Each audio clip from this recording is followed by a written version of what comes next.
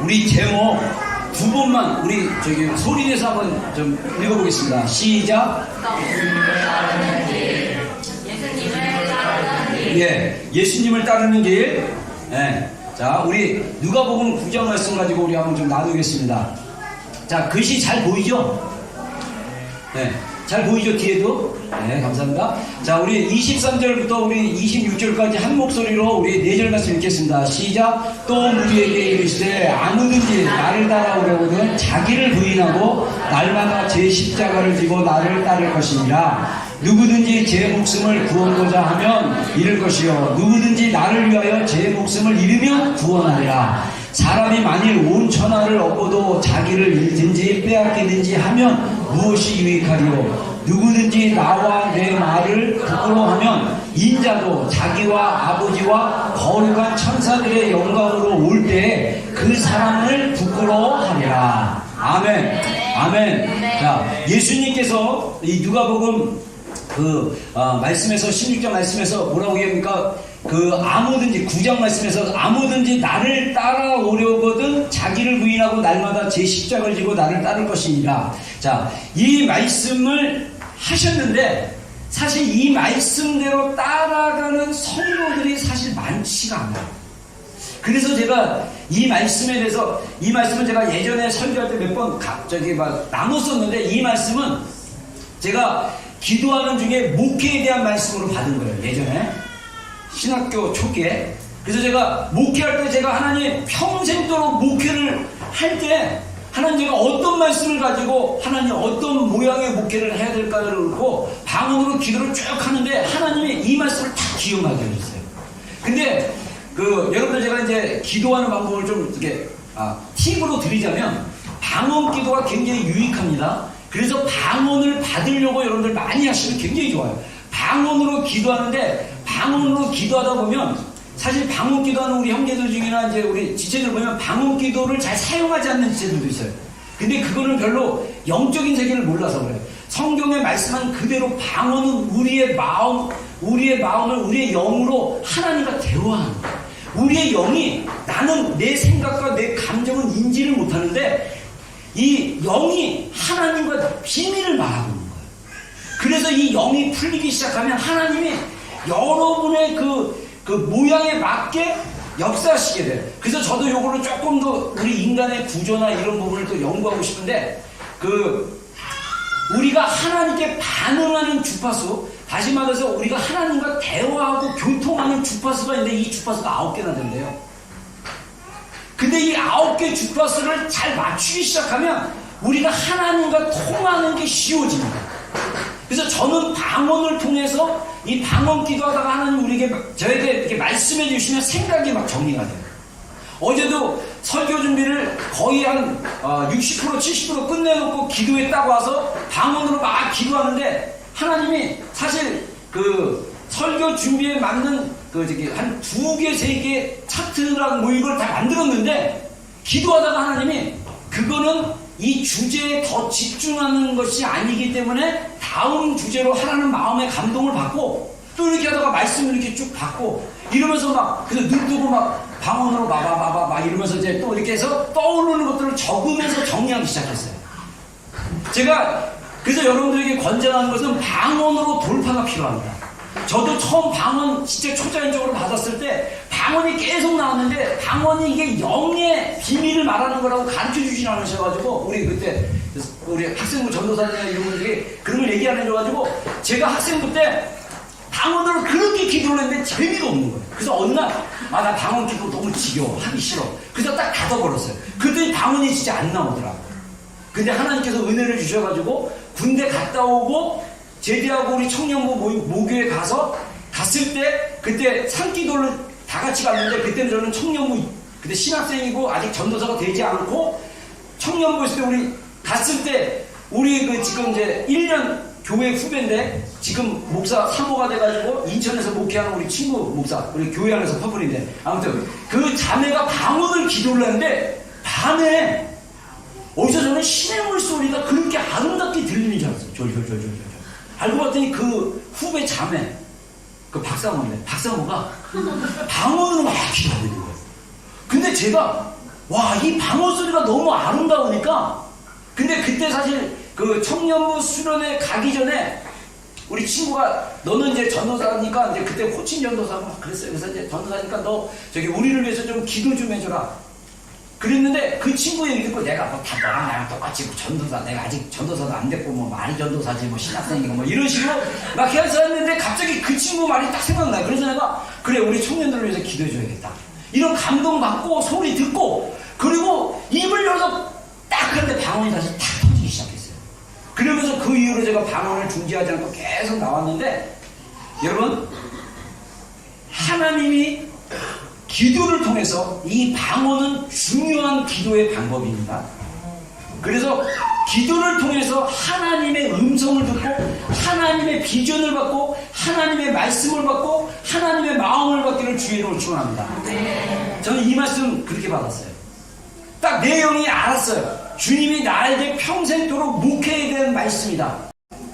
저는 최근에 하나님의 2년 전부터 갈라디아서 2장 20절을 가지고 설교하게 만드시고 그 다음에 다시 복음에 대해서 어텐션하게 만드셔가지고 제가 계속적으로 해나가면서 복음에 대해서 더 깊이 배워가는 과정입니다. 그리고 중간에 내적 치유에 대한 것들을 제가 또 같이 가르치면서 또 새롭게 복음의 관점으로 상담학적인 관점으로 복음을 새롭게 해석하고 적용하는 것을 배워가는 과정 가운데 제가 있어요. 근데 중요한 거는 예수님을 따르는 길은 분명하게 누가복음 9장, 마태복음 16장, 아마 마가복음 8장 이 세 공간 복음에 예수님이 분명히 얘기하기를 나를 따라오려거든. 자기를 부인하고 어떻게 하라고요? 날마다 자기 십자가를 지고 나를 쫓아야 된다라고 얘기해요. 근데 제가 우리 비전교회도 그렇고 다른 교회 성도들이나 이렇게 교제해보면 놀랍게도 많은 성도들이 자기를 부인하는 삶이 무엇인지 자기를 부인하는 것이 무엇인지 자기 십자가를 지는 것이 무엇인지 모르는 사람들이 너무나 많아요. 그래서 예수님을 제대로 못 따르는 경우가 많다는 거예요. 자기 생각 가지고 자기 뜻 가지고 자기 감정 가지고 예수님은 따라줘요. 따른다고 생각을 해요. 근데 마음은 딴 데가 있는 거예요. 아까 칩 잉글랜 목사님인가? 이분 목사님 설교를 제가 오늘 설교집이 다 끝나고 이제 헌금영상 설교에 좀 맞는 메시지나 내용들이 있나 이렇게 찾아보자 마침 그분이 심령이 가난한 거에 대해서 얘기하는데 우리가 하나님의 스피릿과 마음을 따라가지 않으면 우리가 행하는 모든 종교적인 행위 하나님께 한다는 행위가 우리의 마음과 상관없이 움직이면 그것은 하나님이 받으시는 게 아니에요. 신약 성경에 나와 있는 예수님 시대 때 나오는 바리새인들이 그렇게 살았습니다. 제가 복음의 말씀을 깨달으면 깨달을수록 복음은 하나님과의 친밀함, 하나님과의 관계 안에 들어가는 거예요. 여러분 생각해보세요. 우리 결혼한 지체들 많은데 결혼한 지체들이 한 번도 부부가 서로의 마음을 이해해주고 사랑해주고 아껴주는 거 없이 그냥 형식적으로 살아간다고 생각해보세요. 그 부부 생활은 지옥이에요. 우리 또 이 부부의 선례들을 보면요, 남자가 재정적인 능력이 강하니까 그 재정적 능력 때문에 결혼해준 사람들도 있어요. 그래서 한국 같은 경우는 여기는 그나마 뉴질랜드라는 문화가 있고 또 여기서 자라기 때문에 한국적인 마인드보다는 또 다른 마인드로 하지만 그러나 세상적인 기준으로 쭉 가다 보면 결혼의 목적 자체가 다 다를 수 있어요. 근데 결혼 생활이 행복하지 않아요. 결혼했다가 실망하는 경우가 너무나 많아요. 자매들만 실망하는 게 아니에요. 형제들도 실망해요. 그 실망의 강도는 기대치만큼 실망하게 됩니다. 중요한 거는 우리가 주님 앞에 예수님을 따르지 않으면 우리 결혼 생활 결코 행복하지 못할 거예요. 견딜 수는 있죠. 참을 수는 있죠. 근데 그 내 안에 있는 육신의 그 감정적인 거 다 자녀들에게, 남편에게, 아내에게 쏟아부어서 아이들이 고통당합니다. 예수님을 따르는 길은 우리 삶의 승리를 가져오고 생명이 있는 삶을 살아가는 그 길이기 때문에 주님이 너희가 나를 따라오려면 자기를 부인하라. 그리고 십자가를 지고 나를 따르라. 이렇게 말씀하십니다. 우리 모든 성도들이 그런 삶을 살기를 주의로 축원합니다. 그래서 예수님을 정확히 따르고 예수님과 친밀한 가운데 나감으로 여러분들 정말 주님 앞에서 아름다운 행복한 그런 열매를 맺기를 축복합니다. 그래서 이 여정이 제가 나중에 이거 끝나면 얘기하지만 이거 지나서 얘기했지만 우리가 예수님을 따르는 여정이에요. 긴 여정이에요. 계속적으로 우리가 변화가 돼야 돼요. 그래서 그런 변화가 필요하다는 것입니다. 자, 그래서 여기서 예수님이 따르는 길을 해서 두 가지 제시하는데 자기를 부인하고 십자가를 지는 거 이거 사실 똑같은 거예요. 근데 이게 되려면 우리가 어떤 모먼트를 맞이해야 되면 24절의 것을 경험하면 어느 정도 이제 이해가 됩니다. 24절이 뭡니까? 우리 다시 한번 읽어봅시다. 시작. 누구든지 제 목숨을 구원하고자 하면 잃을 것이요 누구든지 나를 위하여 제 목숨을 잃으면 구원한다. 다시 말해서 여러분 안에 있는 이 목숨, 이게 이제 헬라어로 푸시케인데 이 푸시케가 제가 어제 헬라어 사전 엄청 두꺼운 거 가지고 쭉 펴니까 내용이 엄청 방대해요. 근데 이 푸시케라는 단어 자체, 헬라어 단어 자체가 여러 가지 해석을 얘기합니다. 우리 인간의 감정일 수도 있고 인간 전체를 얘기할 수 있고 또 어쩔 때는 인간의 어떤 생명 파트만 얘기할 수 있고 그런데 중요한 거는 저는 이걸 어떻게 해석하고 싶냐면요. 우리 존재의 근원에 되는 우리 존재의 근원을 얘기하지 않나 이렇게 생각해요. 여러분들 우리가 내면의 우리 상담하고 제가 이렇게 좋은 우리 자신을 알아가고 그리고 우리의 내면을 탐구하는 좋은 도구이기 때문에 여러분들에게 권장해서 제가 이걸 교회에서 훈련시키는데 요것도 나온 김에 제가 설명을 해드릴게요. 자, 우리가 신앙생활 잘못하면 너무 영적 해버리면 우리 일상에서 하나님이 우리에게 주신 좋은 것들을 무시하고 살 수 있어요. 제가 사실 그 파트 부분을 차트로 만들었는데 하나님이 이 파트는 나중에 네 가지 복음의 네 가지 면 해가지고 제가 그거를 하나님 깨닫게 해주셨고 그 네 가지 면 해가지고 그 네 가지 면에서 복음에 강조하는 것들 그리고 오용될 수 있는 그 가능성들을 쭉 얘기하려고 했는데 그 파트 중에 하나가 뭐냐면요. 우리가 너무 영적 음성 듣기만 나가다 보면 하나님이 우리 가운데 이성으로 주시고 자연세계 주시는 좋은 유용한 것들을 사용을 못할 수 있다는 거예요. 자, 여러분들 만약에 여러분들 제가 극단적으로 생각해요. 성경에 보니까 아픈 자는 다 기도로 치유받을 수 있다. 저는 이 말씀을 믿습니다. 근데 극단적이라는 표현은 뭐냐면 약을 먹어야 되고 병원 찾아가서 의사 만나야 되는데 그거 무시하고 무조건 믿음으로 날 수 있어요. 믿음으로 기도하세요. 우리가 믿음으로 할 때는 저는 그렇게 해요. 믿음으로 치유될 수 있는데 약은 드시라고 그래요. 정말 중요한 만약에 예를 들어서 중요하고 약을 안 먹으면 효과가 없으면 저는 그 사람이 괴로우면 저는 약을 먹으라고 그래요. 약 먹고 약을 통해서 하는 역사하신다. 의사를 통해서 하는 역사하신다. 그래서 우리는 예수님이 아니기 때문에 예수님이 치유를 풀었는데 예수님이 또 예수님의 고향이었던 갈릴리에서는요, 소수의 사람만 치유하셨다고 했어요. 왜냐하면 그들이 믿지 않았기 때문에. 그래서 이 믿음으로 치유하는 영역들은 또 우리가 한면으로 볼 때 믿음으로 치유도 해야 되지만, 우리가 또 이성적으로 또 우리가 먹을 거, 또 약 먹는 거, 운동 잘하는 거, 믿음으로 나는 영육간에 강건할 거라서 운동 안 하면요, 제가 나이 들어보니까 허벅지 살이 빠져요. 저도 몇 년 전에 충격받았어요. 제가 이 고등학교 때부터 축구하다가 예수님 만난 사람이라서 축구했는데 제 허벅지가 장단지가 엄청 무거웠거든요. 근데 제가 50 초반쯤 됐을 때 거울을 보는데 놀랐어요. 허벅지 살이 우리 아버지가 옛날에 70 됐을 때 아버지 허벅지 같이 보이는 거예요. 근데 이게 나이가 되면 살이 빠진대요. 그럼 어떻게 해야 돼요? 유지하려면 운동하셔야 돼요. 영전생이 똑같아요. 기도, 옛날에 기도 많이 하고 뭐 하늘에 3층 올라가고 뭐 막 다 필요 없어. 계속 기도하셔야 돼요. 계속 주님과의 친밀함을 유지하셔야 돼요. 영의 세계와 자연 세계가 원리가 비슷해요.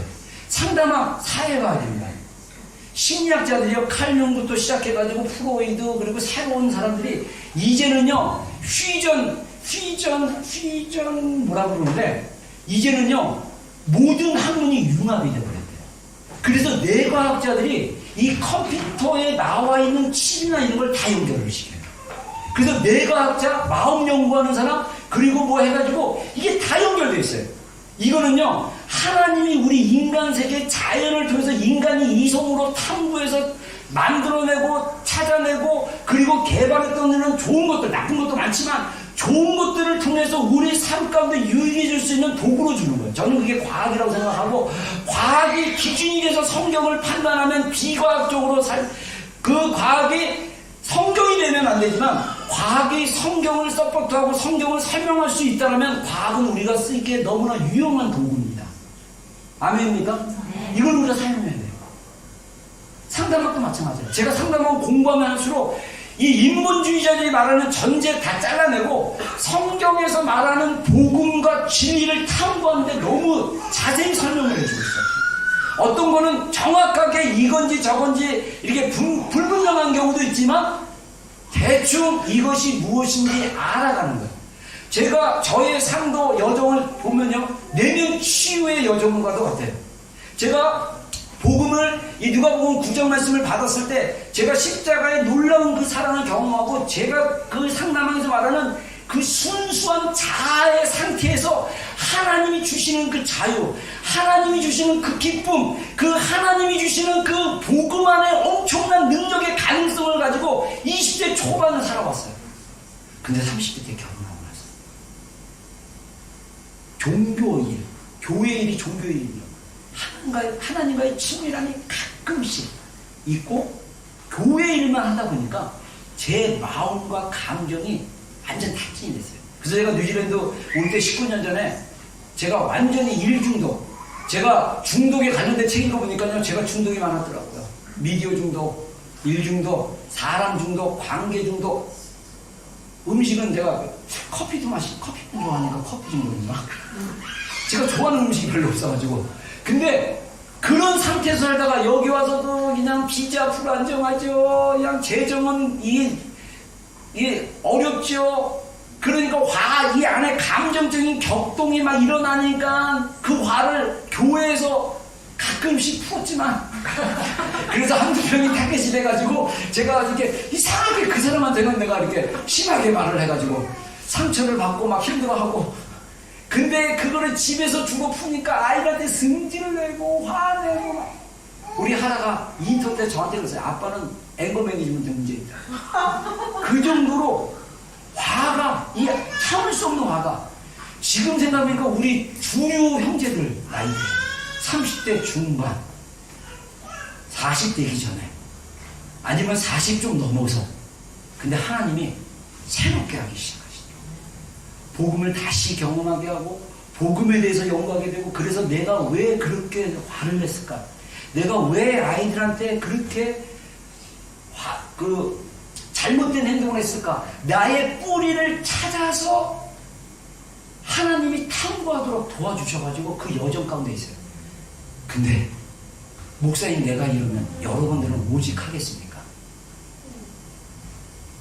우리 안에, 제가 옛날부터 하는 거였어요. 우리 특히 청년 때 자매들, 상처받은 자매들 굉장히 많았어요. 예민하고.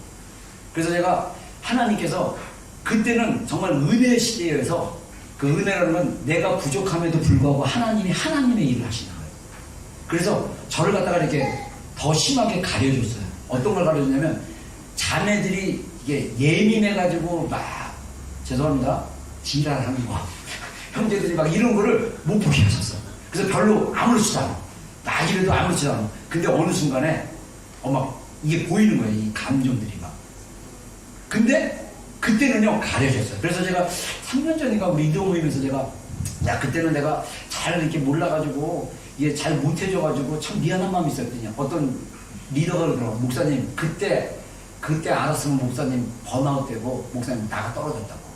그 감정 맞춰가지고 왜 이래 막 제가 아직은 그 정도로 열어지진 않았어요. 감정 쫓아다니고, 저는 그런 막 안 좋은 감정 딱 들어오면 저는 그래요. 내가 사람을 좋게 하래, 하나님을 좋게 하래.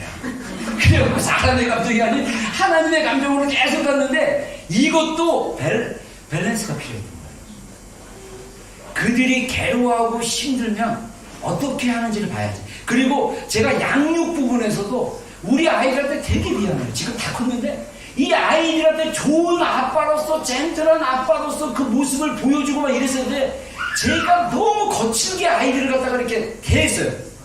그래서 시장에서 자라난 아이예요. 저는요. 우리 부모님이 어렸을 때 초등학교 들어가고 스스로 밥을 챙겨 먹기 전까지는 제가 씨야 막 이런 미나 이럴 때 어디에서 주로 생활하냐면요, 시장에서 아침 새벽 일찍부터 저녁 늦게까지 시장에서 돌아다녔어요. 지금 여러분들이 생각하는 이런 마트가 아니에요. 네? 복잡한 그 시장에서 그 어린아이가 거칠게 되는 거예요. 나온 김에 굉장히 집중력이 좋아가지고 아니 본론 들어가는데 이대 들어가는 거예요. 제가 아직도 여러분들이 이대 쪽 신천 쪽에 가면 이대 이화여대 입구 쪽 여기 있는데 여기 이름이 아마 이화여대 입구역인가 그래요? 거기에 보면 조금만 내려가면 대흥극장이라는 극장이 있어요. 대흥교회가 아니라 대흥극장. 거기가 바로 그쪽 마포구 영리동 그 지역의 시장이 바로 붙어 있었어요. 그래서 그 대흥극장 그 입구에 보면 계단이 몇 개 있고 대리석으로 되게 넓은 우리 그 예배당 한 4분의 1 정도 넓은 이렇게 이 표도 사고 사람들 들어가는 그게 있는데 제가 거기서 수아나 시아 나이 때 미나보다 좀 크고 뭐 요셉이 나이 때 이 나이 때 제가 거기서 놀았어요. 거기서 놀았는데 아직도 기억나는 게 뭔지 아세요? 영화를 그래서 제가 영화를 좋아하는데 극장에서 놀았기 때문에 시장하고 거기서 막 부모 없이 놀다가 아저씨들이 영화 보러 가잖아요. 그러면 아저씨 저 좀 데려가 주세요. 그러면 어른표를 사면 이 미치야 가동은 공짜잖아요. 그러면 딱 데리고 어떤 아저씨는 들어가요. 그러면 극장 안에 들어가면 전 영화 보는 게 아니에요. 극장 안에서 보는 거예요. 새로운 장소에서. 막 2층, 3층이니까 올라갔다 내려갔다 막 그러면 극장 직원이 이름을 시켜서 너 부모님 어디 있어? 그러면 부모님 어디 있겠어? 시장에서 장사하고 계시지. 그게 막 이러고 시장 애들이 노는 거예요. 그러니까 어떤 때는 표를 받는 사람이 너 이거 아빠 아니지? 너 저리 가. 그러면 어떤 아저씨는 이 사람이 내가 이 사람 얘 데리고 왔는데 당신 무슨 상관이야? 그러면 가만히 있어요. 근데 어떤 아저씨는 슬픔에 손을 놔줘요. 아 너랑 상관없다. 그러면 나는 그 부끄러움 가운데 뒤로 물러나는 그런 삶을 살았어요. 거치는 삶. 그래서 제 안에 거친 정서가 있어요. 그래서 혹시 여러분들에게 거치게 느껴지면 긍휼히 여겨주십시오. 치유되는 과정이 중입니다. 그래서 이런 과정이 있는데 이것이 제가 누가복음 9장에 받은 말씀과 다 연결되어 있더라고요. 자기를 부인하는 삶. 그리고 주님 앞에 성숙해 가는 과정 가운데 다 있다. 분명한 거는 제가 24절에 말씀하신 것처럼 제가 이 말씀 받고 24절에 누구든지 자기 목숨을 얻고자 하는 자는 잃을 것이고 나를 위하여 자기 목숨을 잃은 자는 얻게 될 것이라는 것을 저는 그때 주님이 알게 하셨어요. 아, 내 생명 주님의 것입니다. 주님이 다 가져가십시오. 나의 인생의 미래는 다 주님의 것입니다. 주님이 가져가십시오. 그래서 주님께 드리는 결단을 하고 하나님께서 놀랍게도 내가 가지고 내가 집착하는 그 어떤 영역들에 대해서 몇 번 테스트를 하셨어요. 여러분 우리가 주님 앞에 은혜를 경험하면 반드시 믿음의 테스트나 유혹, 템테이션이 오셨어요. 거기서 우리가 신실하게 주님을 의지하고 나가서 통과되면 그 받은 믿음의 단계로 올라갈 수 있는데 그러지 못하면 떨어질 수 있다는 거예요. 제가 그걸 경험했습니다. 저는요 이 여정이 한 번으로 끝난 줄 알았어요. 그리고 내 앞으로의 목회가 다 그런 줄 알았어요. 그랬는데 지금 제 내면에 집중하게 되고 내 삶을 되돌아보게 되고 교회를 되돌아보고 여러분들 우리가 길게 만난 지체들 중에는 12년 차 지체들도 있어요. 그리고 제가 얼마 전에 2015년 교족부 누가 우리 유희자매가 좀 교족부 새로 만들어야 될 것 같아요. 그래서 만들다가 이렇게 셀을 보니까 교족부 보니까 지금 현재 교회 엄선들 싹 빼니까 60명 중에서 아이들 다 포함해서 30명으로 딱 줄었어요. 그때가 2015년이에요. 근데 그때 아직 안 들어왔던 친구도 있고 막 이러는데 그러면서 제가 2012년 전부터 우리 만나서 양육하고 7년, 8년, 5년, 3년, 4년 막 이런 기간으로 지나가면서 저의 포인트는 뭐냐면 변화됐느냐. 주님 만나서 삶이 변하고 있느냐. 저는 매년 그것을 하나님이 나에게 주는 목회의 열매로 봤어요. 근데 감사하게도 한두 명씩 주님 만나갖고 은혜 받아갖고 목사님 저 주님 만나서 너무 기뻐요. 목사님 제가 기도했더니 하나님 이런 마음 주셨고 저의 잘못된 생각들이 고쳐지고 있어요. 이런 고백을 할 때마다 제가 보니까 얘 변한 것 같아요. 막 3년 만에 변하고 지금 한 7년 8년 됐는데도 이제 변하는 친구도 있고, 그때 안 변하는 지체들의 그 특징이 뭔지 아세요? 잤어요. 내가 지금 그때 소리 지르을 때는요, 지금 3배, 우리 정원석 목사님 평소 기도할 때 목소리 설교를 했는데도 놀랍게도 자. 그것도 대놓고 자. 근데 그 지체들이 깨어나기 시작한 거예요. 그리고 설교를 듣기 시작한 거예요. 이게 하나님의 시즌이 있고 하나님의 과정이 있구나. 우리가 십자가의 사랑 안에 들어가는데도 시간이 필요하고 우리가 그 성수 안에 가는 과정이 있구나를 제가 경험했습니다. 그래서 제가 오늘 이 파트 부분을 좀 나누기를 원합니다. 자, 예수님을 따르는 여정. 자, 베드로전서 2장 10절 11절에 우리 인생을 나그네와 같다고 표현합니다. 우리 한번 읽어보겠습니다. 시작. 너희가 전에는 백성이 아니더니 이제는 하나님의 백성이요 전에는 긍휼을 얻지 못하였더니 이제는 긍휼을 얻은 자니라. 사랑하는 자들아, 거류민과 나그네 같은 너희를 권하노니 영혼을 거슬러 싸우는 육체의 정욕을 제어하라. 예. 자, 여기 베드로전서 2장 9절은 뭐냐면 너희는 택하신 족속이요 왕같은 제사장이요 하나님의 거룩한 백성이니 너희가 그래서 왕같은 제사장으로 이 땅에서 살아라 말씀 선포 딱 하고 10절에 이어서 너희는 백성이 아니고, 이 말은 뭐냐면 하나님의 백성이 아니고 죄인이었는데 하나님께서 십자가로 우리를 구원하셨다는 뜻입니다. 그리고 나서 긍휼을 얻지 못했더니 이제는 긍휼을 얻는다. 우리가 십자가의 복음 안에 깊이 들어가면 이 하나님의 법궤 그 시은 자, 이 시은 자는 다른 말로 얘기하면 긍휼의 보좌, seat of mercy, 하나님의 긍휼이 나타나는 그 긍휼의 보좌 앞에 들어가면 하나님께 긍휼을 받는다는 게 얼마나 큰지 몰라요. 우리가 연약하고 부족해도 하나님께 나가면 하나님이 우리를 불쌍히 여겨주셔서 우리를 회복시켜 주십니다. 할렐루야. 그 은혜의 보좌와 긍휼의 보좌가 있다는 거예요. 그 안에 나가는데 우리가 싸워야 될 게 있어요. 우리 인생은 거루민과 나그네 같은 인생인데 영혼을 거슬려 싸우는 육체의 정욕을 어떻게 하라? 제어하라는 거예요. 이게 영어 성경에 보면요, 우리가 전쟁하고 있는 거예요. 우리의 영혼을 어게인스트하는 워가 있다. 이게 영적 전쟁이라는 거예요. 영적 전쟁의 기본은 우리 내면의 전쟁이에요.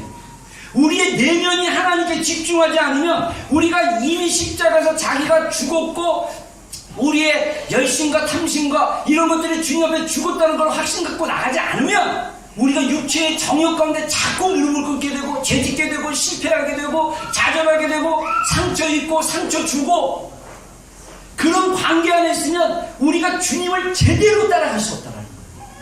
그래서 우리의 인생은 나그네와 같다. 여러분, 우리의 영원한 본향, 우리의 영원한 홈타운은 어디입니까? 어디예요? 어디입니까? 천국이에요. 근데 그 홈타운의 실제가 우리 마음속에 있어요. 우리 마음 안에 하늘에서 주시는 하나님의 평강이 있으면 지금 이 사는 삶이 천국과 같은 거예요. 하나님의 통치와 하나님의 은혜가 있는 거예요. 근데 우리의 삶이 평강을 잃어버리고 우리의 삶이 이 평강을 잃어버리게 되는 그 육신의 정욕, 세상의 유혹, 안목의 자랑 뭐 이런 것들이 우리를 공격할 때 우리가 거기에 굴복하고 따라가면 우리 인생이 지옥 같고 지겹고 기쁨이 없고 즐거움이 없고 감사가 없고 괴로운 거예요. 그러면 주님 따르기가 더 힘든 거예요. 그래서 우리의 인생은 그런 여정 가운데 있기 때문에 우리의 평생, 우리의 육체가 거룩하게 영원한 영화로운 모습으로 되기까지 우리의 싸움이 아직 남아있는 거예요. 우리의 육체와 전쟁을 벌이고 있는 것입니다. 할렐루야. 아멘. 승리하는 우리 성도들 되기를 주의를 축원합니다. 아멘. 자, 그 다음에 그래서 또 이 사도 베드로가 말씀하신 것입니다. 우리 한번 읽어보겠습니다. 15절, 16절, 17절 시작. 오직 너희를 부르신 거룩한 이처럼 너희도 모든 집에 거룩한 자가 되라. 기록되었으되 내가 거룩하니 너희도 거룩할지어다 하셨느니라. 외모로 주지 않고 각 사람의 행위로 심판하시는 일을 너희가 아버지라 부른즉 너희가 나그네로 있을 때를 두려 물어주매라. 네, 또 여기 베드로전서 1장에도 또 강조하기를 너희가 나그네로 있을 때라는 강조하는데 여기서 포인트가 뭐냐면요, 아버지라고 부른 즉 우리가 하나님을 아버지예요. 여러분의 육신의 아버지가 어떤 분인지 모르겠어요? 만약에 여러분의 육신의 아버지가 화를 잘 내고, 내가 그래서 우리 아이들한테 되게 미안해요. 화를 잘 내서. 그래서 감사하게도 평강이 왔어요. 제가 웬만해서는 화를 안 내요. 할렐루야. 그래서 내가 다시 너희들한테 시작했다. 너희들이 결혼하고 독립하고 나갈 때까지 몇 년 남았는데 아빠랑 다시 하자. 내가 어렸을 때 너희들에게 못 해준 그것들 내가 해줄게. 말은 그렇게 했는데 또 이게 육신이 가끔씩 옛버릇이 나올 수도 있는데 감사하게도 그게 많이 없어졌어요. 할렐루야죠. 네. 근데 중요한 건 뭐냐면 우리가 하나님 우리 아이들이 하나님에 대해서 인식하는 게 뭐냐면 아버지가 평소에 어렸을 때 자기를 대하는 만큼 인식하는 거예요. 여러분들의 아버지가 정말 젠틀하고 친밀하고 잘해줬다면 여러분들 하나님을 만나면 그런 하나님을 인식하고 이렇게 나아가는 거예요. 제가 제일 힘들었던 게 뭐냐면 예전에 신앙생활 처음 하고 나서 하나님의 음성 듣고 막 이전까지는요 하나님이 말씀을 도무지 안 하시는 거예요. 우리 아버지가 말씀이 별로 없으시는 분이에요. 그러니까 아버지랑 별로 대화를 잘 못 해봐가지고 하나님이 사랑의 언어로 나에게 얘기하는 게 안 됐어요. 잘. 근데 브레이크 뚜루가 되니까 하나님이 베리 스위트하게 말씀하시더라고요. 근데 느낌은 우리 아버지가 가끔 우리 아버님도 고3 때 제가 고3 때 예수님 만나고 변화하셨어요. 변화하시고 나서 제가 신학교 다닐 때 군대 제대하고 복학해서 신학교 다니고 열심히 할 때 우리 아버님이 신앙생활 하시면서 저한테 계속 격려의 말을 해주는데 하나님이 우리 아버지가 저한테 격려하는 것처럼 그 격려보다 더 강하지만 격려하는 느낌으로 계속 저를 격려해 주시는 거예요. 너 연약한 거 알아. 괜찮아. 일어나. 괜찮아. 잘 될 거야. 내가 도와줄게. 괜찮아. 일어나. 이런 하나님의 마음이 계속 들리는 거예요. 그러면 일어나는 거죠. 할렐루야. 여러분 하나님이 우리를 부르셨어요. 근데 분명한 거는 하나님의 사랑은요 격려는 우리가 육체로 사는 그때까지예요. 딱 죽으면 이제 주님 앞에 우리가 행한 대로 우리가 믿음으로 어떻게 살았는지에 따라서 그리스도의 심판대 앞에서 평가를 받으실 거예요. 이거는 구원하고 상관없습니다. 이거는 상급받는 자리입니다. 이거는 구원이 아니라 하나님께서 예수님께서 네 행위대로 네가 이 땅에 살면서 얼마나 믿음으로 살았는지에 대한 평가가 그때 이루어집니다. 근데 하나님은 자비와 사랑의 하나님이에요. 그래서 이분이 우리를 이끌어 주시다. 자, 그래서 제가 요거 먼저 해줄게요. 자, 이게 상가막 책에서 이 내면 아이의 치유의 과정을 얘기하거든요. 좀 보입니까 글씨가? 네. 예, 감사합니다. 자, 여기서 이 그래프를 보면 성장인데 이 성장이 영적으로, 정서적으로, 심리적으로 성장하는 걸 얘기하고 그 다음에 이쪽 그래프는 치유의 노력과 시간이 필요한 거예요. 시간이 필요한 겁니다. 근데 여기 위에서 이 안에 들어와서 이 건강한 그래프 위로 올라가려면 생존 및 통제하려는 욕구를 감소시켜야 돼요. 우리 안에 뭐가 있냐면 생존의 욕구가 있어요. 인간도 그렇고 동물도 그렇고 다 뭐냐면 생존의 식물도 그래요. 식물도. 제가 가든이 굉장히 힘든데 이 잡초가 왜 이렇게 생명력이 길어? 야, 뽑아도 금방 나요. 근데 오히려 좀 건강한 풀들은 별로 생명이 약한 것 같아요. 잡초가 더 강해. 그래서 이 잡초 같은 욕구를 가진 우리 지체들이 있어요. 왜 그럴까요? 어렸을 때 충분한 사랑, 여유 있는 사랑을 못 받으면요 스스로 살려고 노력하는 거예요. 저도 잡초 같은 인생입니다. 저는 그래서 옛날에 고등학교 때 제가 또 하나님께서 이 비주원적으로 제가 사실 감성을 줬는데 이 감성이 활성화가 안 됐어요. 근데 고등학교 3학년 때 예수님 하나님 만나고 나서 하나님이 제 감성을 살리기 시작했나 봐요. 그래서 제가 시를 막 연습장에 노트에 베껴 쓰고 시를 막 감상하고 있어요. 근데 제가 어떤 시들을 좋아하냐면 우울한 시들을 좋아했어요. 김수용의 무슨 시가 있는데 잡초인데 바람이 분다, 풀이 넘어진다, 다시 일어난다, 바람이 분다, 풀이 넘어진다, 다시 이런 시. 막 이런 시도 약간 힘든데 일어나려는 시. 막 이런 거에 대한 거에 더 관심이 있어요. 근데 그게 뭐냐면 내 안에 생존 욕구가 강했다는 거예요. 그 생존 욕구가 강한 사람들이 뭐냐면 컨트롤이 강해요. 그래서 이 컨트롤이 감소가 돼야 된다. 감소. 자, 그러고 나서 이 참자의 치유 과정이 있는데 여기서 뭐가 필요하냐? 치유를 하려면요 각성이 필요한 거예요. 깨어나야 돼요. 이게 복음으로 통해서 말씀을 통해서 어떤 상대방의 이야기를 통해서 어떤 상담을 통해서 어쨌든지 내가 문제가 있구나, 내가 뭔가 잘못됐구나를 깨어서 알기 시작하면 어떤 일이 나냐? 모험을 하기 시작하고 나의 진정한 욕구를 확인하게 되고 내가 진실해지기 시작해요. 그러면서 우리 안에 있는 건강한 욕구를 갖다가 이 우리 안에 있는 욕구를 건강하게 성취한다는 거예요. 자, 우리가 잘못하면 십자가에 우리의 정욕을 desires, 이게 욕구인데 욕구를 십자가에 못 박았다. 딱 그거는 뭐냐면 죄로 향하는 욕구를 십자가에 못 박고요, 하나님의 인간으로 우리에게 주신 건강한 욕구를 주셨다는 거예요. 그 건강한 욕구를 우리가 가지고 누리셔야 돼요. 그거를 건강하게 성취해야 되는데 그거를 건강하게 성취하지 못하면 우리가 병든 방법으로 성취해야 돼요. 예를 들면 안전 안 하던 이 인간의 안에 안정감은요, 안전하다는 그 안전의식은요 굉장히 중요하거든요. 근데 이게 건강하게 성취가 안 되면 어떻게 하냐? 문 잠궜나? 키 가졌나? 이거 맨날 걱정하는 거예요. 창문 잠궜어? 뭐 잠궜어? 안 되면 병이 나면, 이제 병이 생기면 1시간에 한 번씩 내려와서 문 잠궈요. 그게 안정감에 대한 욕구예요. 그 욕구가 건강하지 않으면 병이 들었고 병든 행동을 하는 거예요. 누군가가 나를 안전해야 돼. 남편이 나를 안정시켜야 돼. 남편이 여러분들을 안정시켜요. 주님이 안정시켜요. 할렐루야. 중독돼가지고 남편 없으면 죽을 것 같고, 아내가 나를 기쁘게 해줘야 돼요.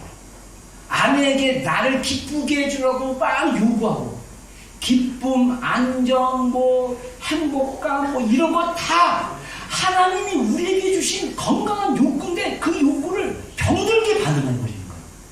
그게 건강하지 않은 거예요. 그래서 우리가 주님을 통해서 건강하게 반응하기 시작하면 우리가 건강하게 자신을 표현하고 욕구를 표현할 수 있는 사람이 되는 것입니다. 그리고 여기서 보면, 여기서 이 상시 부분은 뭐냐면 큰 트라우마나 고통을 겪었을 때 그때 상실을 확인하고 슬퍼해야 돼요. 애통하기 시작해야 돼요. 애통함을 알아야 되고 슬퍼하고 현재의 상실을 슬퍼하면 또 내 감정이 해결돼요. 제가 우리 아버지가 제가 신학대학원 때 1학년 때니까 92년도에 70의 나이로 돌아가셨어요. 갑작스럽게 일주일 만에. 그랬는데 제가 임종을 못 봤어요. 대전에 있는 신학교를 내려가야 돼서. 근데 그때 제가 그거 생각해서 되게 많이 후회했는데 이 감정이 사실 죄책감이 없어졌는데, 제가 축구를 좋아해가지고 이 신학교는 학기 초에 축구를 그렇게 해요. 그래서 기숙사에 제가 있었는데 월요일날 아침에 축구 시합이 있었어요.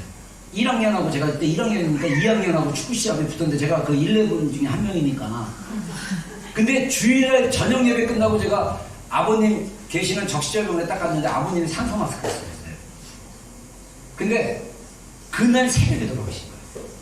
근데 아버님이 학교 가라고 말을 못하니까 그냥 가라고 했어요. 근데 제가 그때 딱 느낌이, 오늘 밤새 어차피 월요일날 수업이 없어가지고 화요일도 수업이 있기 때문에 오늘 그냥 병실에서 밤을 좀 샐까? 아버지랑 한번 시간을 좀 보내볼까?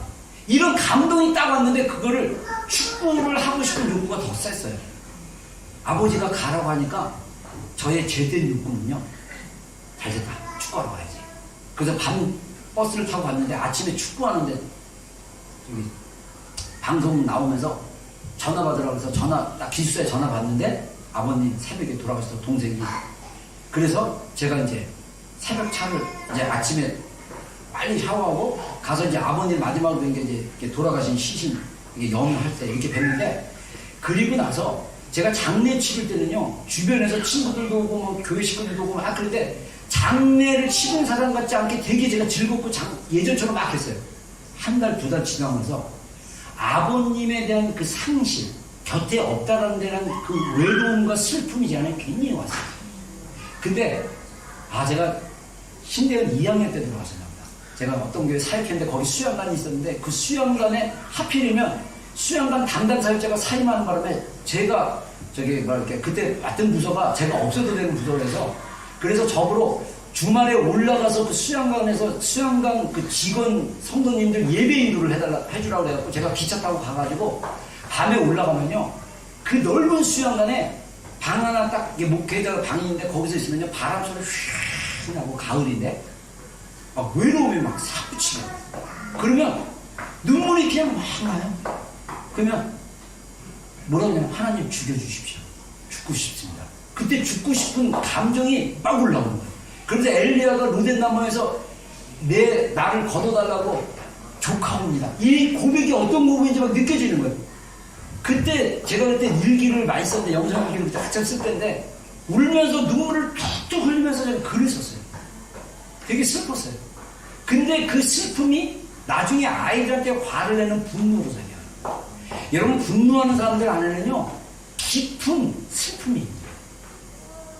그러다가 한 17년 전에 DTS 갔을 때 17년, 18년 전에 DTS 갔을 때 DTS에서 아버지의 마음이라는 주제로 미국 강사 목사님이 오셔가지고 가르쳐주고 치유 사역을 했어요. 그때 사역했던 모든 훈련생들에게 다 자기가 하나님 앞에 그 아버지에 대해서 고백할 거 있으면 고백하고 우리 기도하는 시간 갖겠습니다. 그런데 제가 나도 모르게 아버지에 대해서 술술 얘기했어요. 그랬더니 그 미국 목사님이 아버님 믿고 돌아가셨냐 했더니 믿고 돌아가셨다니까 천국 가셨다고. 이제 그거를 좀 내입고 하게 하라고 가게 하라고. 그러면서 저를 안아주고 기도를 해주는데 놀랍게도 그게 끊어졌어요. 하나님의 은혜로. 그래서 그 슬픔, 내 안에 있는 그 슬픔. 여러분 우리가 선교사들 이렇게 그 학문 배우면요, 선교사들이 선교지에 가서 겪는 그 스트레스 지수를 100점 만점으로 하면요 90 몇 점이래요. 근데 90 몇 점 안에 뭐가 들어있냐면 부모가 죽거나 가족 중에 한 명이 죽었을 때 스트레스 지수가 90 몇 점이에요. 그런 것처럼 있는 거예요. 근데 우리가 인생을 살다 보면 어떤 헤어짐이나 죽음이나 어렸을 때 트라우마, 저도 어렸을 때 트라우마가 몇 번 있었는데 그런 트라우마가 있으면 그것을 애통하고 슬퍼하면서 떠나보내야 되는데 그 과정을 안 하면 내 안에 꾹 누르다 보면 내 안에서 뭔가 이게 부정적인 감정이 형성되고 병이 생기게 되는 거예요. 그래서 그것으로 인해서 잘못 행동하거나 잘못 생각하는 경우가 굉장히 많다는 거예요. 그래서 우리 안에 있는 트라우마나 슬픔을 이겨내는 과정이 필요하고 그 다음에 이 과정 안에서 핵심 문제를 확인해야 되고 핵심 문제를 다뤄야 되고 그리고 이제 어느 정도 시간이 지나면 영적 치유와 내적 평안을 얻게 되면서 우리가 참 자아로 올라가게 된다는 거예요. 그래서 이 상담학자들이 얘기하는 인간의 자아, 이게 뭐냐면 몇 가지 임상치료적 특성의 정의. 이게 제가 인용한 이 책은요 크리스찬 미국 의학 박사인데 심리학 박사인데 이분이 많은 상담학자 심리학자 책 그 임상실험이나 이런 거를 정리해갖고 도표로 만들었어요. 그래서 어떻게 도표했냐면 우리의 의식체계, 우리의 생각에는 7단계가 있다는 거예요. 그래서 이 3단계까지는 저급한 단계예요. 저급한 수준은 뭐냐면 만 5살 미만으로 생각하시면 돼요. 만 5살 애들이 애들 다 키워봐서 알죠? 만 5살, 4살, 5살. 근데 성숙해지면 우리가 이 의식체계가 바뀐다는 거예요. 첫 번째 제1단계가 뭡니까? 생존, 열정, 정신, 자아, 용납, 마음, 이해, 동정, 연합, 의식. 이게 쭉 올라가서 우리가 예수님을 따라가는 그 자기를 부인하고 십자가를 지는 훈련과 과정의 시간들을 통해서 우리가 어떻게 되냐? 불쌍히 여기고 이해하고 용납하고 그리고 주님과 연합되어질 뿐만 아니라 다른 사람들과 연합된 스피릿이 무엇인지, 부부가 연합된 것이 무엇인지, 자녀와 연합된 것이 무엇인지를 우리가 의식적으로 알아갈 수 있다는 거예요. 그리고 사랑, 진리, 치유 능력에 있어서 이 단계들이 쭉 있다는 거죠. 제가 이거 나중에 PPT 올려드릴 테니까 자세히 보세요. 그래서 이 진리도 과학, 감각적, 믿음, 경험, 용서, 창의력, 사랑과 용납, 평화가 가득한 상태. 다 결론은 뭐냐면 마지막 상태가 뭐냐? 평화가 가득한 상태. 하나님이 주시는 평화. 그래서 우리가 복음을 붙잡고 복음을 의지하고 예수님을 의지하고 복음대로 예수님을 따라가면 우리 안에 평강이 있다. 하늘로부터 내려오는 평강. 이 평강이 우리 안에 깊숙한 곳에부터 흘러넘치기 시작했을 때 우리가 진정한 주님을 따르는 삶, 두려움이 없는 삶, 염려가 없는 삶, 주님을 의지하는 삶. 할렐루야. 그 삶을 살게 됩니다. 이게 치유와 기도가 필요한 거예요. 자, 육체적인 조정 이거 나중에 한번 보세요. 자, 그래서 우리가 자기 부인과 자기 십자가를 짓는 게 무엇이냐? 자, 우리의 목숨값은 온천하다. 25절 한번 읽어보겠습니다. 시작. 하나님 안에 온천을 얻어도 자기를 믿든지 빼앗기는 자면 무엇이 유익하리요. 이 말은 뭐냐면요, 우리가 죽으면 이 세상에 아무 소용없다는 거예요. 끝이야. 우리가 온천하를 얻는 게 뭡니까? 뭔가 이 세상에 가장 값진 걸, 내가 뭐 예를 들어서 나 대통령이 되겠다, 뭐가 되겠다, 뭐 부자가 되겠고 100억 모으겠다, 10억 모으겠다. 내가 죽으면 다 끝. nothing. 그래서 우리 세상은 온 세상과 똑같아요. 여러분, 우리 생명이 너무 중요합니다. 우리 생명이, 이 살아있는 생명이 이 세상 내가 죽으면 끝이에요. 아무것도 소용없어요. 근데 이 세상보다 더 귀한 내 생명을 위해서 예수님께서 대신 돌아가신 거예요. 이거를 깨닫는 게 십자가의 사랑을 깨닫는 거예요. 그 하나님이셨던 예수님이 자신의 생명을, 우리 생명을 위해서 내어주신 거예요. 아까 그 목사님 그 말씀하신 것처럼 우리 교만, 이 자아가요 교만한데, 문제는 뭐냐면 우리가 무뎌져서 교만한지 모른다는 거예요. 우리 교만이 완전히 깨지면요, 나는 하나님 없으면 아무런 존재가 아니구나를 깨달았을 때 그 교만이 깨져요. 제가 십자가의 사랑을 받아들일 때 그 순간이 있었어요. 하나님께서 나를 숨 삼킬 동안도 놓지 아니하셨구나. 하나님이 나를 이 침 삼키는 것도 보고 계시고 붙잡아 주시는 하나님이구나. 나의 삶 전체가 하나님의 은혜 안에 있구나. 할렐루야. 네. 나는 마치 먼지 하나와 같은, 종이 한 장 이거 찢어버리면 다 찢어 밝힐 수 있는 이 종이 그냥 막 찢고 뿌리면 아무런 쓰잘데기 없는 그런 연약한 존재인 나를 위해서 우주보다 크신 하나님이 대신 값지고 하신, 그래서 이 세상보다 더 존귀한 존재구나, 이거를 깨닫는 거예요. 이게 십자가의 사랑을 깊이 깨닫는 거예요. 그래서 이 사도 바울의 경험, 자, 한번 고린도서 15장 한번 읽어보겠습니다. 시작. 형제들아, 내가 그리스도 예수 우리 주 안에서 가진 바 너희에 대한 나의 사랑을 두고 단언하노니 나는 날마다 죽노라. 아멘. 제가 예수님을 따라가는데 그 예수님을 그래도 성경 인물로 봤을 때 완벽하다는 좀 그렇고 예수님을 그대로 잘 따라간 분이 사도 바울이에요. 날마다 죽노라. 저도 날마다 죽기를 원합니다. 여러분도 날마다 죽기를 주의 이름으로 축원합니다. 자, 그 다음에 사도 바울이 뭐랍니까? 우리가 알거니와 우리의 옛사람이 예수와 함께 십자가에 못 박힌 것은 죄의 몸이 죽어 다시는 우리가 죄에게 종노릇하지 아니하려 함이니, 우리의 옛사람이 이미 십자가에 못 박혔다라고 복음에서 얘기하고 있는 거예요. 근데 그것을 우리가 머리로만 믿기 때문에 문제라고 내가 이렇게 애타게 호소하고 있지 않습니까? 여러분의 옛사람은 십자가에 죽었습니다. 그것을 인정하면 돼요. 근데 문제는 뭐냐면 머리로는 인정하는데 감정이 훅 올라와 계속. 그래서 이것을 가지고 주님 앞에 죽었다라고 인정해야 됩니다.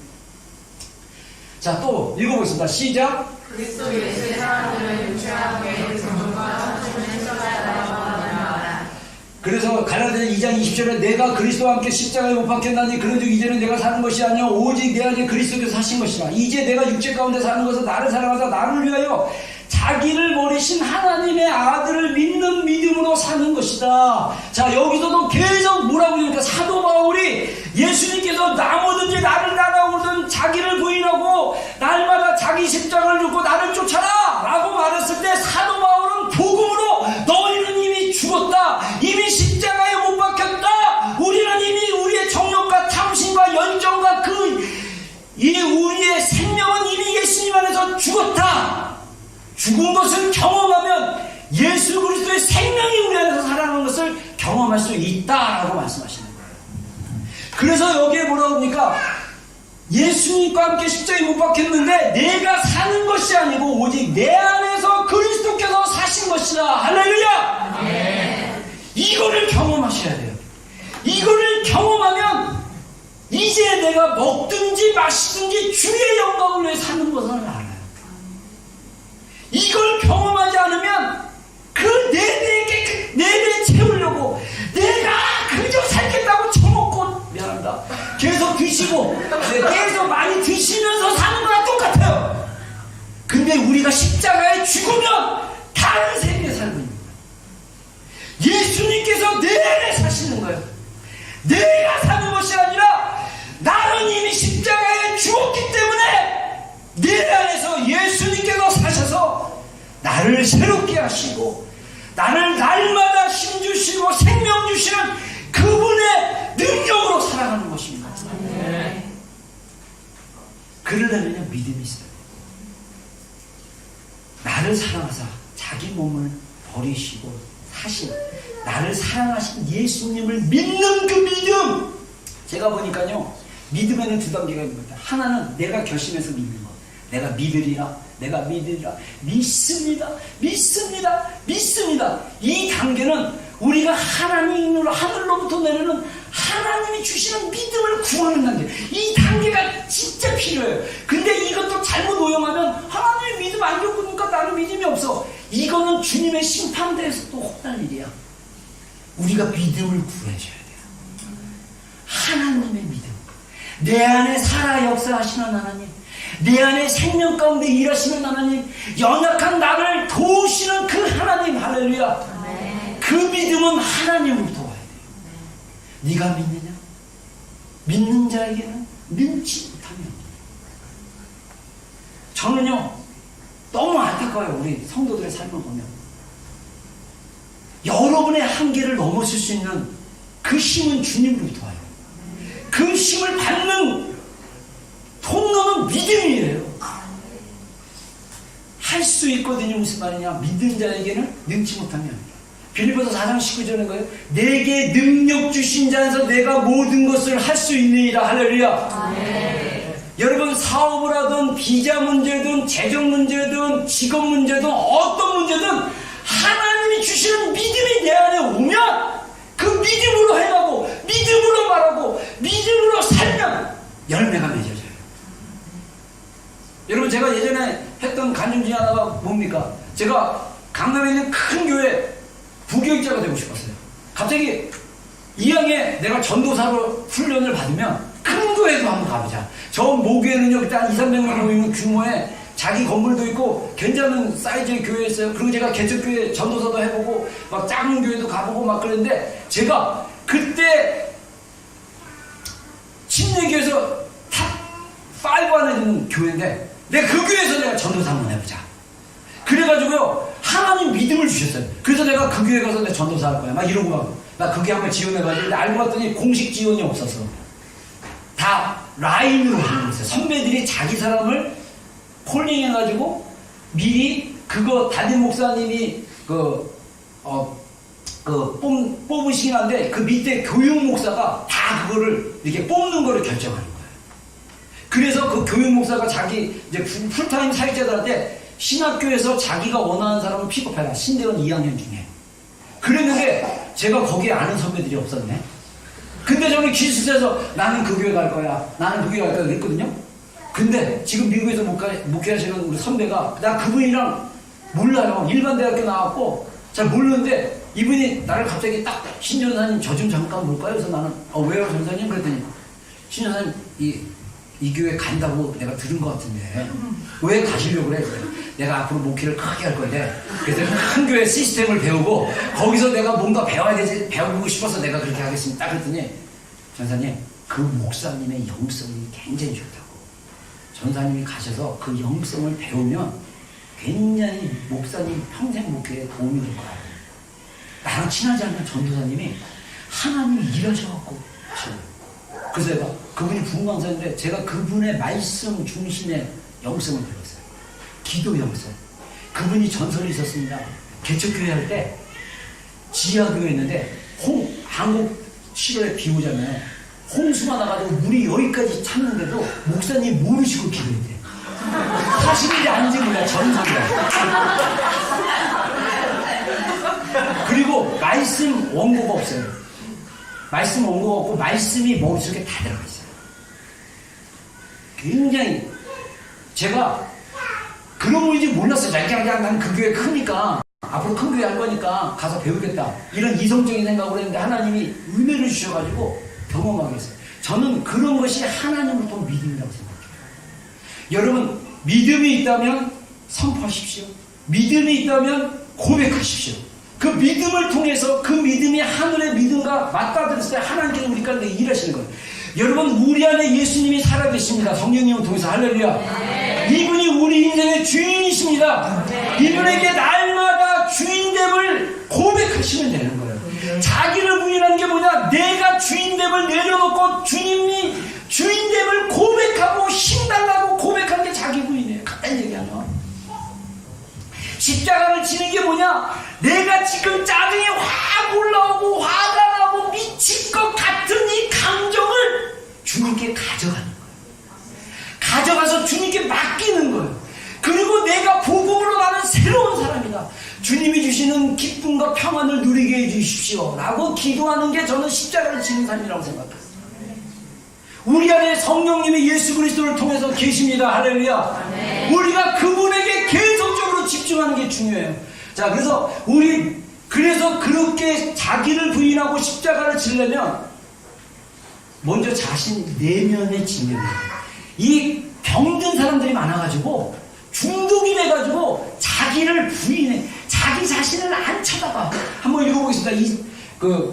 로마서 한번 읽어보겠습니다. 시작. 만일 내가 원하지 아니하는 그것을 하면 이를 행하는 자는 내가 아니요 내 속에 거하는 죄니라. 그러므로 내가 한 법을 깨달았더니 곧 선을 행하기 원하는 나에게 악하게 이르는 것이다. 내 속사람으로는 하나님의 법을 즐거워하되 내 지체 속에서 하는 다른 법이 내 마음에 법과 싸워 내 지체 속에 있는 죄의 법으로 나를 사로잡는 것을 보는구나. 오라 하는 공부한 사람과 이 상황의 몸에서 누가 나를 건져내랴. 우리 주 예수 그리스도로 말미암아 하나님께 감사하리로다. 그런즉 내 자신이 마음으로는 하나님의 법을 육신으로는 죄의 법을 섬기노라. 아멘. 사도 바울이 로마서 7장에 바로 로마서 7장 마지막에 이 얘기를 하고 8장 1절에 그런즉 누구든지 그리스도 예수 안에 있는 자들은 결코 정죄함이 없나니 죄와 사망의 법에서 생명의 성령의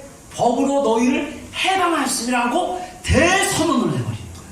그 생명의 성령의 법이 이미 우리를 해방시켰는데 여전히 사도 바울이 성령을 통해서 깨닫는 건 뭐냐면 마음으로는 하나님을 원하는데 내 몸의 한 바디의 멤버가 죄를 사랑하는 거예요. 그래서 내가 하나님을 향해서 가려고 하는데 죄는 자꾸 끌어당겨. 갈 필요 없어. 그냥 있어. 교회 가지마. 그냥 이런 마음으로 하나님을 향한 마음을 자꾸 뺏어가는 거예요. 우리 안에 옛사람이요, 이 타락한 우리 본성에 사는 욕구입니다. 이게 우리 안에 아직 살아있는 경우가 많아요. 그래서 우리가 이거를 한번 죽는 것을 경험을 하셔야 돼요. 그러면 십자가에 못 박힌 상태이기 때문에 얘가 막 그래도 우리가 또 그 순간에 이미 죽었음을 선포하면 우리가 죄의 종노릇이 되는 게 아니야. 우리의 몸을, 우리의 육체를 하나님의 의의 병기로 드릴 수가 있는 거야. 그래서 우리의 마음, 내면에 집중하는 여러분들이 되기를 주의 이름으로 축원합니다. 날마다 자신을 살피십시오. 내 감정을 살피십시오. 이게 중요하고요. 두 번째는 마음의 동기를 확인하기. 자, 이것으로 말미암아 나도 하나님과 사람에 대해서 항상 양심의 꺼리낌이 없기를 힘쓰나이다. 사도행전 24장에 벨릭스 각하 앞에 사도 바울이 자기의 그 무죄를 얘기하면서 강조하는데 내가 하나님 앞과 사람 앞에 항상 양심이 꺼리낌이 없는 것을 내가 말한다. 이렇게 얘기해요. 여러분, 우리 안에 양심이라는 게 살아나잖아요. 우리 안에 하나님의 복음으로 새로워지면 양심이 살아나요. 그러면 그 양심은요, 우리로 하여금 거짓말하면 자꾸 불을 켜요. 우리로 하여금 힘들게 만들어요. 여러분들, 우리가 가면 쓰는 크리스찬들이 굉장히 많습니다. 안 그런 척 하면서 속으로 막 미워하고 싫어하고 안 그런 척 하면서 막 그러고 그래서 그 가면 이중적인 삶 지겹지 않으세요? 이중적인 삶 괴롭지 않으세요? 벗어나십시오. 그래서 그 여러분의 양심, 여러분의 감정, 여러분의 진실함에 포커스를 두세요. 그러려면 모티베이션에 집중해야 돼요. 저는 이 동기는 양심이 우리의 동기를 깨우쳐준다 이렇게 생각해요. 우리의 양심이 깨어나야 됩니다. 그래서 우리의 동기를 살펴보면 우리가 하나님 앞에 그 나쁜 동기, 나쁜 감정을 주님께 가져갈 수가 있습니다. 자, 우리 또 고린도후서 5장입니다. 한번 읽어보겠습니다. 시작. 이는 우리가 다 반드시 그리스도의 심판대 앞에 나타나게 되어 각각 선하다의 그 몸으로 행한 것을 따라 하려니와 우리는 주의 주어심을 알므로 사람들을 권면하거니와 우리가 하나님 앞에 알려졌으니 또 너희의 양심에도 알려지기를 바라노라. 네, 사도 바울이 뭐라 합니까? 우리가 다 반드시 그리스도의 심판대 앞에 나타나게 되어서 각각 선악간에 그 몸으로 행한 것을 따라 받은다. 뭐냐? 판단을 받는다는 거예요. 그래서 우리가 주의 두려움을 알므로 사람을 권면하거니와 우리가 하나님 앞에 알려졌으니 또 너희 양심에도 알려지기를 바랍니다. 사도 바울의 사역은 자신의 그 동기가 하나님 앞에 늘 그 죄나 그 이기적인 동기나 이게 없이 하나님 앞에 늘 드려졌어요. 그래서 자신있게 고린도 교인들에게 하나님 앞에 내 동기가 이렇게 드려지고 내가 이제 나중에 그리스도의 심판대 앞에 서면 내가 어떤 동기를 숨기고 행동하는 것이 그게 이율배반적이고 속이는 거였다면 그거에 대해서 반드시 주님께서 따져놓으실 거다. 이거를 확신하면서 얘기를 하잖아요. 여러분, 우리가 여러분들이 마음을 숨기려면 마음을 숨길 수 있어요. 그러나 그 숨겨진 마음은 주님 앞에 갔을 때 평가받는 것입니다. 여러분, 저의 목회도 주님 앞에 클리어한 목회가 되기를 주님 축원합니다. 인간의 마음은요 굉장히 깊어요. 스스로 컨트롤할 수 있고요, 숨기려고 그러면 숨길 수 있어요. 제가 사실 우려하는 것 중에 뭐냐면 교회 안의 리더십들이 앞으로 변화되지 않으면 가면을 쓰고 이중적인 인격을 가지고 안 그런 척하면서 결국은 하나님을 위한다고 하면서 그 깊은 동기를 보면 자기가 판단하고 자기가 교만해서 맞다라고 생각해서 틀리다라고 함으로써 교회를 어렵게 하고 힘들게 하는 그런 일들도 일어날 수 있다는 거예요. 그래서 저는 우리 교회 리더십이 다 내면 치유됐으면 좋겠어요. 그래서 제가 복음 훈련학교 하는 거예요. 다 싹 뒤집어 버리게. 되려는지 모르겠지만. 그래서 주님 앞에 치유되어지고 새로워지고 헌신되어질 때 하나님이 그 사람들의 마음을 새롭게 하기 시작하면 그 동기, 여러분, 우리가 여러분 자신에게 물어보시면 돼요.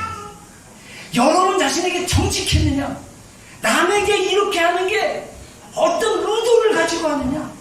아니면 순수한 하나님의 마음, 순수한 마음으로 하느냐? 이것만 제대로 동기만 가져도 우리가 주님을 따르는데 별 어려움이 없어요. 근데 그게 안 되는 거예요. 그럼 어떻게 해야 돼요? 기도의 자리로 나와야 돼요. 회개하셔야 돼요. 회개가 많이 필요해요. 우리가 회개하셔야 돼요. 자, 한번 읽어보겠습니다. 시작. 오라 너희는 눈먼 자들아 절로 나아오라. 눈 없는 자도 오라. 너희는 와서 형제 눈 없이 감옥에 와서 포도주와 젖은 사람 너희가 어찌하여 양식이 아닌 것을 위하여 은근한 자와 베풀게 하지 못할 것을 위하여 소원하느냐. 너희에게 두고 들릴지어다. 왜냐하면 너희가 좋은 것을 먹을 것이며 너희는 자신들이 그 지닌 것을 더불어 얻으리라. 너희는 귀를 기울이고 내게 나와 들으라. 그리하면 너희의 영혼이 살리라. 내가 너희를 위하여 영원한 언약을 맺으리니 곧 가인에게 허락한 확실한 의견이라. 아멘. 아멘. 자, 여기서 3절에 말씀하신 건 뭐냐면 영원한 언약이 복음입니다. 다윗의 자손이신 예수 그리스도를 통해서 우리에게 예수를 통해서 언약을 맺으셨어요. 제가 이 말씀을 어제 기도하는데 받았어요. 그래서 어제 기도회 때 제가 이 말씀을 같이 쉐어링했는데, 어제 기도하는데 하나님이 이 말씀 주셔가지고 우리 지체들이 하나님 앞에 나오지 못하는 이유가 뭐냐? 2절입니다. 2절. 양식이 아는 것을 위해서 돈을 지불하고 배부리지 못하는 것을 위해서 수고하는 거예요.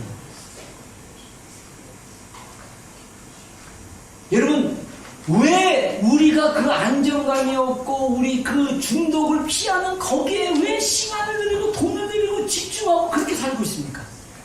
주님께로 안 나가기 때문이에요. 주님의 초청은 뭡니까? 목마른 자들아 내게로 와라. 여러분 우리 교회에 있으면서 우리 정 목사님 지난주에도 설교했지만은 우리 교회에 있으면서 주님께 나가고자 하는 마음이 없다. 그 감정이 별로 없다. 조금 생기다가 만다. 중독돼서 그래요. 여러분들이 다른 데 집중하기 때문에 하나님께 집중하는 게 아니라 예수님께 집중하는 게 아니라 세상에 집중하고 자기 감정에 집중하고 세상에 빠져있기 때문에 주님을 향해서 목마르지가 않는 거예요. 여러분 너무나 안타까운 게 저는요 아까 그 예수님을 따르는 여자인데 예수님의 따르는 죽을 때까지 세상에 잠겨가지고 세상에 빠져가지고 한 번도 예수님에게 목마른 적이 없었다. 나 이 사람 구원 못 받든지 아니면 슬피면 어둠에 가는지 그렇다고 생각해요. 마태복음 7장에 예수님이 뭐라고 하는지 아세요? 그날에 주여 내가 주의 이름으로 선지자 목사 노릇하고 내가 주의 이름으로 주의 사역을 했습니다. 주여 내가 주의 이름으로 귀신을 쫓아내고 병을 쫓아냈습니다. 그때 예수님이 뭐랍니까? 불법을 행한 자들아 내게서 떠나라. 내가 너희를 알지 못한다. 알지 못한다의 그 말이 히브리어로 히브리어로는 야다고요. 이 헬라어로는 기노스코요. 이거는 뭐냐면 체험함으로써 아는 거예요. 우리 오늘날 많은 성도들이 하나님을 몰라요. 그래서 구원에 관점을 때 이 사람들이 정말 구원 받았냐라고 하면 저도 잘 모르겠어요. 제가 나중에 구원에 대한 얘기, 복음에 대한 얘기 더 그때 풀어줄게요. 신학적으로 다 의견들이 각각이에요. 근데 저는 몰라요. 중요한 거는 어떤 의견이든 어떤 교리든 어떤 신학적 배경이든 중요한 건 우리가 주님을 목말라 하는 게 맞다라는 거예요. 우리의 본능 자체는 하나님으로 가요. 우리의 존재 자체는 하나님 없으면 살 수 없는 존재예요. 근데 살아. 하나님 없이도 잘 살아. 아무 문제 없다고 생각해. 병든 거예요. 회개하셔야 돼요. 기도의 자리로 나가십시오. 기도하면서 여러분 내면을 직면하십시오.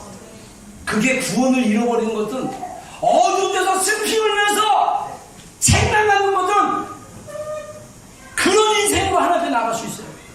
우리의 크리스찬 라이프는 그런 삶이 아닌 거예요. 예수님께서 주시는 생명과 능력으로 사는 삶입니다. 예수님께 거함으로 주님이 삶으로 열매 맺게 하는 인생들, 주님이 주시는 자유와 기쁨과 용납과 이해와 안정과 감사가 넘치는 인생들. 할렐루야. 그 인생이 지금부터 시작됐으면 좋겠는데 시간이 필요해요. 그 시간은 무슨 시간입니까? 기도의 자리로 나가야 돼요. 그래서 제가 상담학 공부하면서 제가 깨달았어요. 우리 내면에는 두 가지 장소가 있다. 상담학 책에 나오는 게 아니라 제가 깨달은 내용이 있나? 내면 아이를 만나는 장소. 이거는 뭐냐면요, 자기 감정을 만나주세요. 얘가 오랫동안 버림받았어. 이 감정이 여러분을 괴롭게 만들어. 막 뭐 먹고, 막 뭐 보고, 그거 밤새 보고, 막 소리 지르고, 막 목이 확 하고, 막 짜증내고, 거칠고, 이거 안 돌봐서 그래요. 여러분 감정에게 말을 걸어줘. 자, 그 다음에, 반말해서 미안합니다. 걸어주세요. 자, 그 다음에 또 다른 하나는 성령님을 만나는 장소가 우리 안에 있다. 성령님 우리 안에 계십니다. 할렐루야. 네. 이분에게 지혜를 받으십시오. 성령님에게는요, 대화하시면 돼요. 물론 내면하기도 대화지만 성령님에게 구하십시오. 그리고 내면에 집중하는 삶을 하야 돼요. 내면 아이는 때는 셀프 토크고요. 성령님하고는 대화하거나 복음에서 내면 아이 때도 복음처럼은 너는 하나님의 창조된 존재야. 너는 이렇게 절망하지 않아도 돼. 말할 수 있는 그런 선포, 말씀을 가지고 여러분 자신을 계속 선포하다 보면 하나님이 그 말씀을 통해서 우리를 확 깨우쳐주세요. 그래서 우리를 새롭게 하신 하나님의 능력을 경험하게 되면 우리 내면이 바뀌기 시작합니다. 여러분 기도하셔야 됩니다. 말씀 읽으면서 기도하면요, 기도의 자리에 있으면 말씀이 풀어지기 시작해요. 그